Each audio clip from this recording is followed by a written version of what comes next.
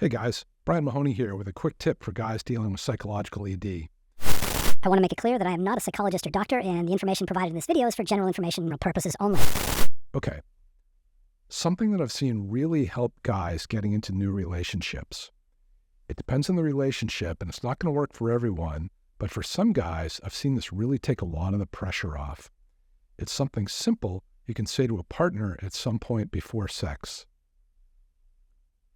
Hey, I want you to know something. When I have a one-night stand or sleep with someone I'm not that into, I don't have any problem at all. But sometimes if I really care about someone, I put a lot of pressure on myself and it can affect my performance. So I just want you to know that if my performance is off at all, it just means that I'm really into this. I've seen this work wonders in a few situations. It seems to open up a space for good conversation, and it totally avoids the, oh, is something wrong with me trap that partners can fall into sometimes. And more than anything, it creates a space for the guy where they've acknowledged the problem so it feels much safer to them.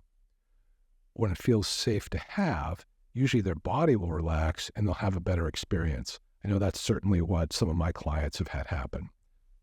So that's it, guys. I hope this helps. Thanks for watching.